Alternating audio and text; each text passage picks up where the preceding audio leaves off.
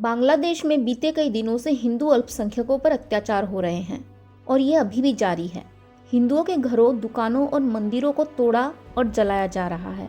इस हिंसा की शुरुआत हुई थी छात्रों के द्वारा आरक्षण के विरोध में किए गए आंदोलन से, जिसके बाद दबाव में आकर तत्कालीन प्रधानमंत्री शेख हसीना ने अपने पद से इस्तीफा दे दिया था और ये देश छोड़कर चली गई थी।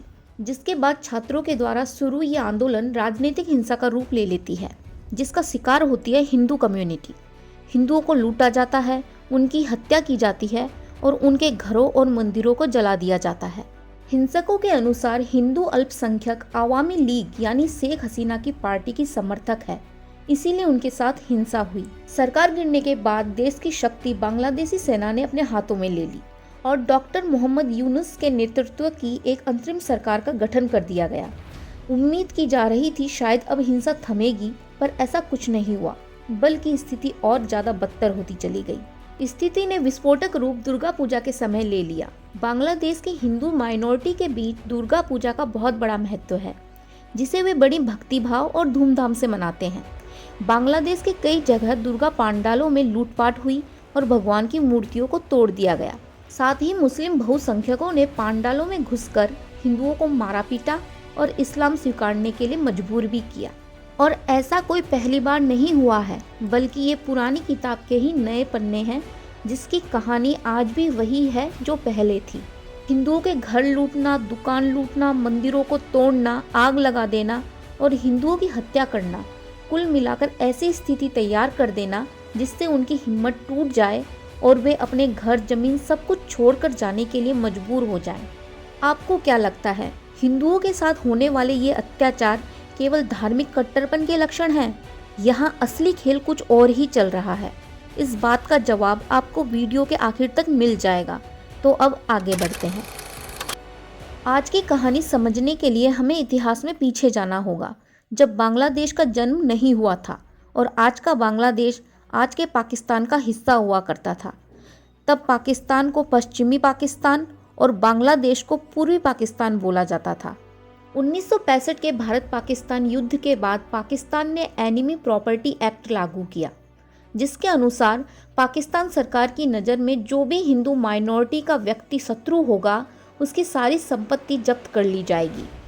किन बिंदुओं के आधार पर कोई व्यक्ति शत्रु होगा, ये क्लियर नहीं किया गया। पाकिस्तानी सरकार जिसे शत्रु बोल देगी वो शत्रु होगा। सबसे आसान कारण जो बना वो ये था, जो कोई भी हिंदू किसी भी वजह से देश छोड़कर जाएगा वो शत्रु होगा। जो भी अल्पसंख्यक हिंदू हिंसा में शामिल होगा वो शत्रु होगा। ऐसे में हिंदुओं पर जानबूझकर हिंसा की जाती। पश्चिमी पाकिस्तान के पास राजनीतिक शक्तियां थी और ये बात वो अच्छे से जानते थे कि पूर्वी पाकिस्तान यानी आज का बांग्लादेश की हिंदू जनसंख्या उन्हें समर्थन नहीं देगी। राजनीति में विरोधियों को दबाने का सबसे सटीक रास्ता है कि उसे खत्म कर दो, और वही नीति इस एक्ट के जरिए हिंदुओं पर अपनाई गई। और यहीं से हिंदुओं पर जानबूझकर हिंसा करने का खूनी खेल शुरू हुआ, ताकि वे उत्पीड़ित होकर चले जाने को मजबूर हो जाएं, और जो नहीं जाते उन लोगों पर ही उल्टा हिंसा का आरोप लगा दिया जाता, ताकि उन्हें देश का शत्रु घोषित कर दिया जाए और इस एनिमी प्रॉपर्टी एक्ट के जरिए उनकी जमीन जायदाद जब्त कर ली जाए। यानी जानबूझकर पहले हिंदुओं पर हिंसा करो, फिर उस हिंसा का आरोप भी उन्हीं हिंदुओं पर लगाकर उनका सब कुछ छीन लो। इस एनिमी प्रॉपर्टी एक्ट के नाम पर खुद के देश के मासूम हिंदुओं का ही शिकार किया गया। इस एक्ट के जवाब में भारत ने भी 1968 में एनिमी प्रॉपर्टी एक्ट लागू किया, पर इस एक्ट के बिंदु एकदम क्लियर थे कि जो भी व्यक्ति, चाहे फिर वो कोई भी हो, 1947 और 1948 भारत पाकिस्तान दंगों, 1962 भारत चीन युद्ध, 1965 भारत पाकिस्तान युद्ध में देश छोड़कर शत्रु देश में चला गया है, उसकी संपत्ति भारत सरकार जब्त कर लेगी और उस संपत्ति पर देश में रह गए उसके संबंधियों का कोई भी अधिकार नहीं होगा।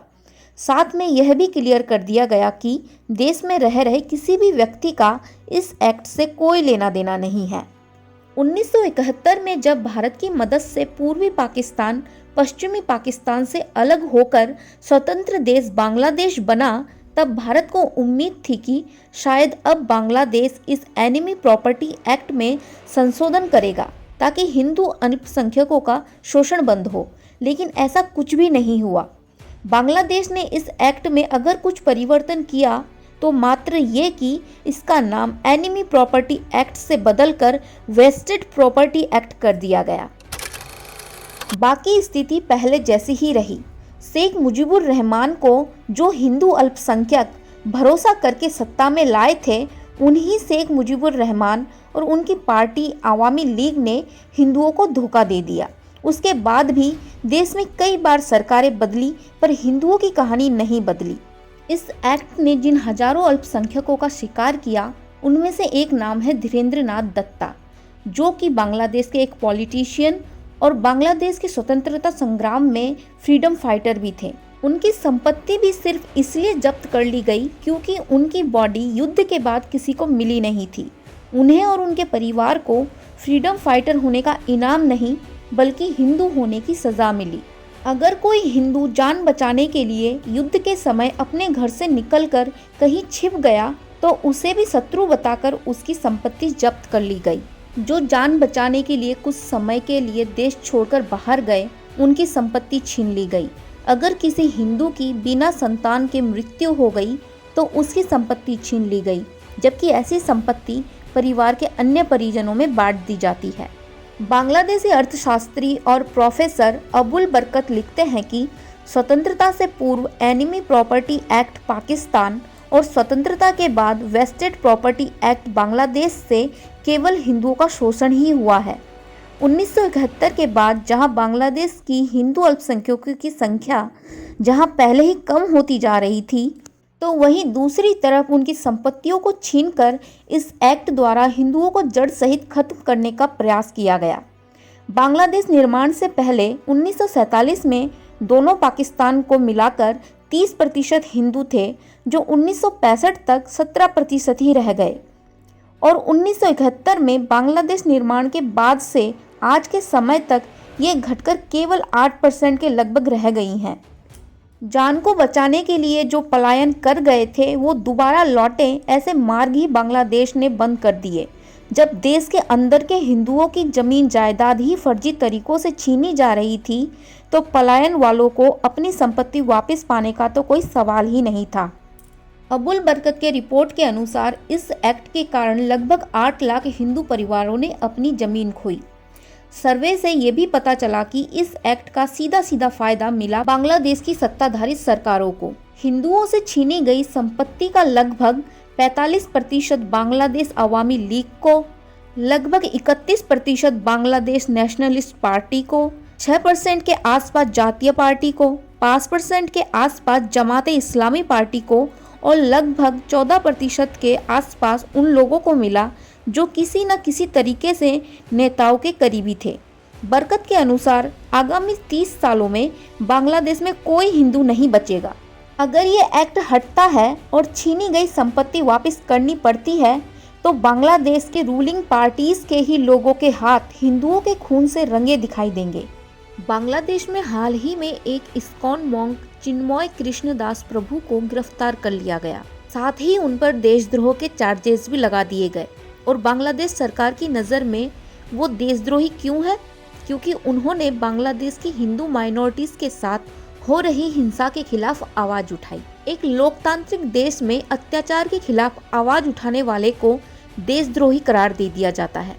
अब आपको समझ आ रहा होगा कि यहाँ हिंदुओं को किस आधार पर शत्रु की लिस्ट में डाला जाता रहा है, और फिर इस खूनी एक्ट के जरिए उनका सब कुछ छीन भी लिया जाता है।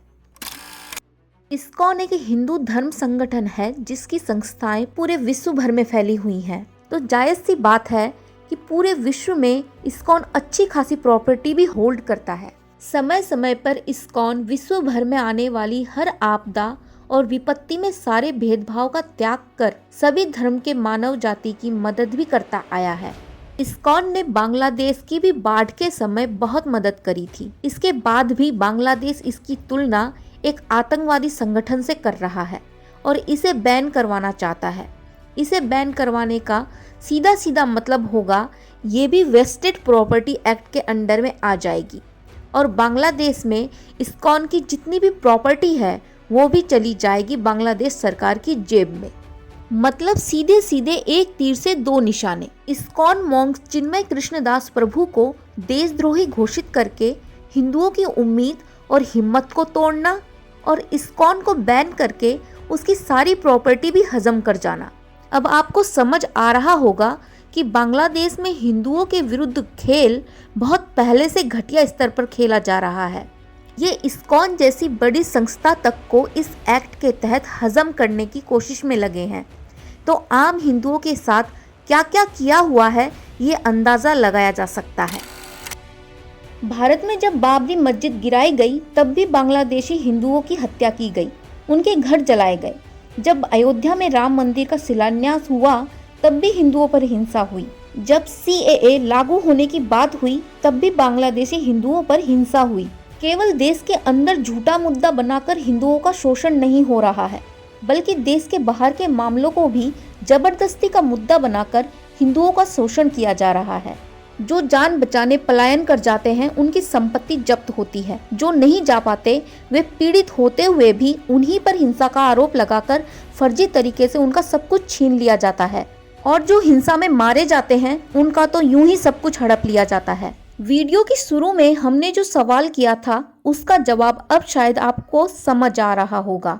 हिंदू अल्पसंख्यकों के खिलाफ हो रही हिंसा दिखाई तो जा रही है धार्मिक कट्टरपन के रूप में, लेकिन पूरी सच्चाई केवल हिंदू मुस्लिम धार्मिक विवाद तक ही सीमित नहीं है, बल्कि असली खेल चल रहा है हिंदुओं को इस तरह खत्म करना कि उनकी मिट्टी का सबूत तक ना बचे। हिंदुओं की ना तो जान छोड़ो, ना ही संपत्ति, ना ही सम्मान और ना ही स्वतंत्रता, यानी एक तीर दो निशाने। धर्म के नाम पर दंगे करके हिंदुओं को डायरेक्ट निशाना बनाना और फिर शत्रु घोषित करके उनका सब कुछ छीन भी लेना। ऐसी स्थिति तैयार कर देना जिससे या तो हिंदू भाग जाए या मार दिया जाए या पीड़ित होने के बावजूद भी शत्रु घोषित हो जाए और उनका सब कुछ छीन लिया जाए।